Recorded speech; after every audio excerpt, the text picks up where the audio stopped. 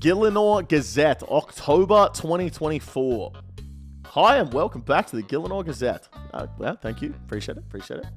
Do you reckon I can just like put this into Chat GPT and it would give me cliff notes?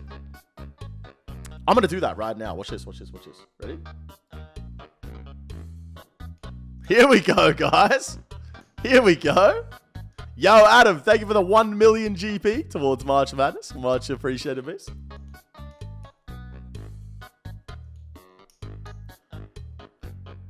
All right, number 1, Wintertot improvements. Mod Kirby. Wait, as in like Mulgoat Kirby? I didn't realize he was a mod. I didn't know he was a mod, bro. That's news to me. Anyway, Mod Kirby implemented a warmth meter to make Wintertot less punishing for high hit point players, balancing the challenge and addressing the community feedback on supply intensity. Well, okay, I feel like I'm missing something here. Like, I'm going to have to read through the whole thing.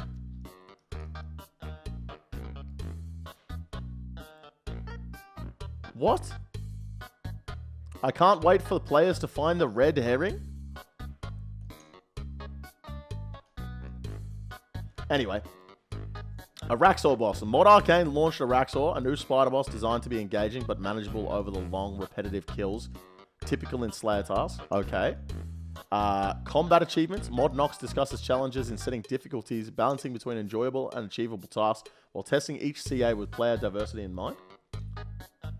I kind of want to read this one. With the recent release of combat achievements for Huey Codal and Amoxalatl, we had quite the debate on our hands when it comes to difficulty in CAs. One particular thread caught our eye, insisted that we should complete tasks ourselves before releasing them. Mod Nox jumped in to say that he does exactly this, which led to a back and forth on what it's like QA testing combat achievements. We chatted to the man himself to gauge his thoughts and give you a little look at what goes into a batch of CAs. Okay. Unlike the other sections here, we'll be framing this one more like an interview because there's a lot to get through. Is this like got anything to do with game updates? Or is this just the mods chatting shit to each other?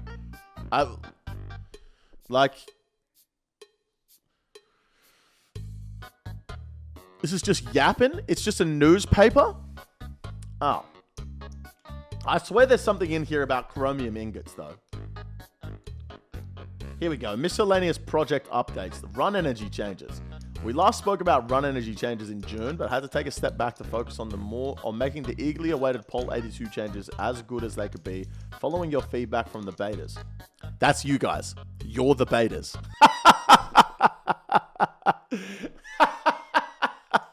Sorry, my bad. My fault. No, you guys are alphas, I swear.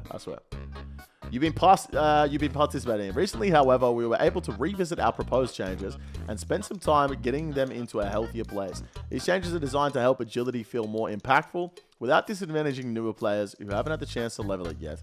We've judiciously applied some buffs. Bro, who writes these? Judiciously. Like, bruh. Applied some buffs. We saw feedback. Released a blog yesterday. We'll go through that next. Detailing our newest iteration, there's ongoing beta in the worlds 585 and 589 for you to try them out yourselves. Okay, we could jump into that beta, but probably not. Addressing chromium ingots. Here we go. This is what I wanted to read. Specifically addressing the time-consuming process of obtaining chromium ingots to craft the 4 ancient rings. Although we really like them as an incentive to keep battling those bosses, we're aware that actually obtaining these drops can take some time. Instead of just removing chromium ingots altogether, we'd actually like to add them to more PVM activities with more ways to obtain them. It follows that they'll be much less arduous to obtain.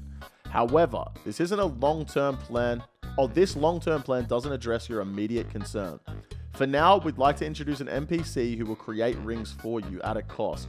This allows Iron Men to bypass the chromium ingot requirement, which is disproportionately difficult for them because they can't simply buy the ingots in the first place.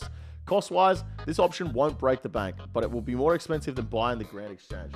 Okay, here's the issues with this. First of all, didn't people start playing Iron Man so that they couldn't just buy things? I thought that was the whole fucking point. But now everyone complains enough that they start making changes for Iron Man. Obviously, this doesn't affect the main game at all. Like, not even a little bit. does it affect the main game. But, like, what's the point of Iron Man? I don't understand. Like, what's the point of playing Iron Man if you're just going to go complain about it and get them to change the drop rates? And then, obviously, there's the argument of, well, I have a job. I can't play RuneScape all day, which is a fair argument. Completely fair argument, okay? I get it. Like, I'm in the minority here of someone that has RuneScape as a job and I can play it for fucking 8 hours a day. I get it. I'm on your side, all right? But just don't play an Iron Man then. You know what I mean? Just don't play an Iron Man. Bro's backtracking after the comments on the last video? No, I'm not, Adam. I've always been on their side. They just didn't watch the video properly. That's actually something we should go over that, actually. Hang on, wait. Let me get that up. Let me get that up. Before we continue this, the EVScape Clips channel, there was a video last week that we put up. This is why old school RuneScape updates suck. In this video, I basically said that they cater to people that don't have all day to play RuneScape, and that makes sense. That's the people they should be catering to because that's the majority of the player base. And so many comments were people being like, you're out of touch, brain dead take, classic streamer POV. I have a majority of the player base has a life, mate. That's exactly what I said in the video.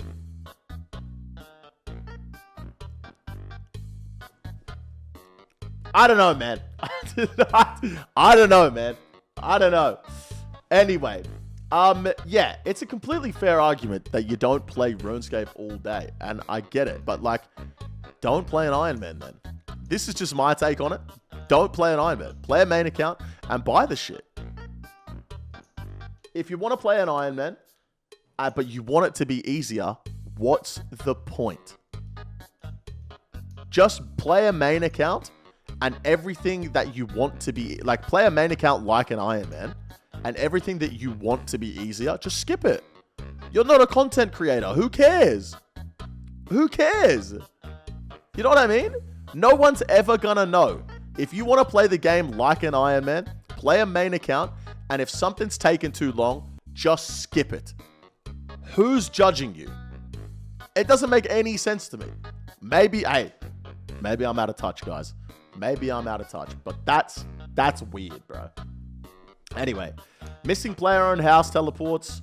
A house is not a home without its beloved portal nexus, but we know you've been clamoring for even more glowy portal goodness. Dude, who writes this shit? Who's writing this shit, man?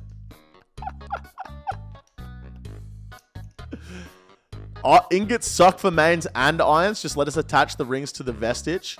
Let us attach the vestige to the ring. Ingots don't suck for main accounts at all, brother. You just buy them off the Grand Exchange. This is very simple stuff. It's very easy for a main account. You just buy it on the Grand Exchange. Are they disproportionately rare? Yeah, they're outrageously rare. But that's beside the point. Like, I don't get... what's your argument there? It's a game. It's supposed to be fun. Exactly. Exactly. House not home without the portal nexus. This is more exciting locales, matching the vast array of teleportation options that already exist in the game.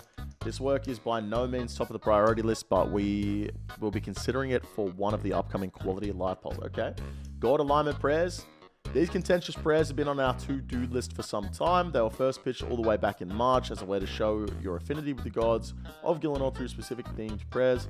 However, it became clear that you weren't happy with this initial offering, and unfortunately, we're no closer to having a rework design to share with you. Okay, fair. Key issue is that although we have a couple of alignments in mind we feel will work well, expanding that to the full Gielinor pantheon is much harder. What the fuck is a pantheon, bro? What the fuck is a pantheon? Prayers are a key part of the combat system, and naturally, we're carefully considering our options in light of the existing meta.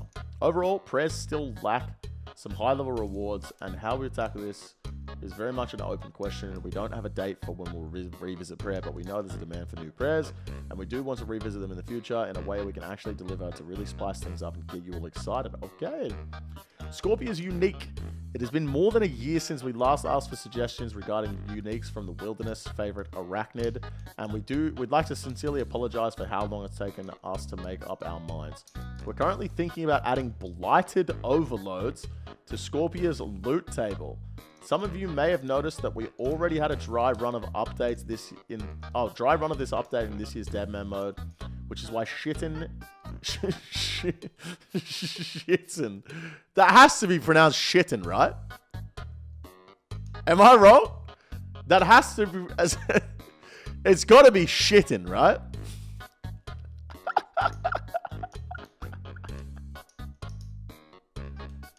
You do you, mate. You're wrong. I'm a Shitten. That's how we're pronouncing it. That's how we're pronouncing it. It's one of the key ingredients. It was clear that this proposal will be very welcome, so we're waiting an appropriate poll to discuss this in greater detail. What were the blighted overloads? What were they? What were they? Blighted overload. Let's have a look. Plus 22 at 99. So that would take you to what? 121. 121. And then this takes range up to 115 and magic up to 109. So it's kind of shit for mage. It's basically just a saturated fart. Range, it's slightly better. Attack, it's slightly better. I mean, I'm okay with that. I'm okay with that. The overload, I mean, look, it would replace everything. It would replace super combats, ranging potions, everything like that. But I'm down for a little bit more power creep. Why not? Why not? It's overloads for the wilderness. Oh, so it's only for the wildy. It's only for the wildy. Interesting. Interesting. Okay. Okay. Yeah, I don't know. I'd be okay with it. I don't have any issues with this. House on the Hill shortcut. Avid birdhouse builders will know the pain of schlepping back down to the base camp from the house on the hill on your own 2 feet when you could be speeding down a thrilling agility shortcut. Our original and somewhat ambitious plan was to include a zip line, but it turns out making such a thing look smooth and elegant was harder than expected. This meant we needed a fade to black cutscene to make it work. Your feedback has shown that you're still up for some ziplining fun, so we're committed to get you one, cutscene or no. We know that when it comes to finding love on Fossil Island, you're just really here for the zipline. Who's asking for this shit? I don't understand. Maybe I am out of touch, bro. I must be out of touch. Who's asking for this shit? I'm so confused. Anyway, PvP arena matchmaking is one of the biggest issues in the PvP arena and has been for some time. We spent a long while investigating the underlying problems and working out how to solve them, and we're pleased to announce that you should already have seen a new and improved matchmaking system with last week's game update. Okay. Still, no one is going to do it. I don't understand why this is... like, no one's doing the PvP arena, you know? No one's doing the PvP arena. Like, who are they trying to fool? Who are they trying to fool, bro? Like, no one's doing that shit. Am I wrong? The problem isn't matchmaking, it's that it's content. Yeah. The problem is that it exists, you know? Forestry. The skill expansion was significantly adjusted after launch, primarily to reduce the amount of extra stuff players needed to enjoy it while ensuring that there was plenty of room for normal woodcutting between events. Also took steps to ensure that Forestry retained its community skilling vibes. Blah, blah, blah, blah, blah, blah, blah, blah. Okay. Ancient Scepter. Something short and sweet to round out the bunch. Fix the bug existing since we introduced Bloodbark Armor. All know that the Ancient Scepter's blood passive has been bugged since then because we've discovered that the source of the bug is in Bloodbark's code. When we introduced the Ancient Scepter, it was hooked onto the same lines of code, so it inherited a bug we didn't even know existed. Rest assured, now we have gotten to the bottom of this. The problem should be fixed in the very near future. That's all from this... Now, hold up. we all know... Oh, we know that the Ancient Scepter's blood passive has been bugged since then. Since we introduced Bloodbark. 1 second.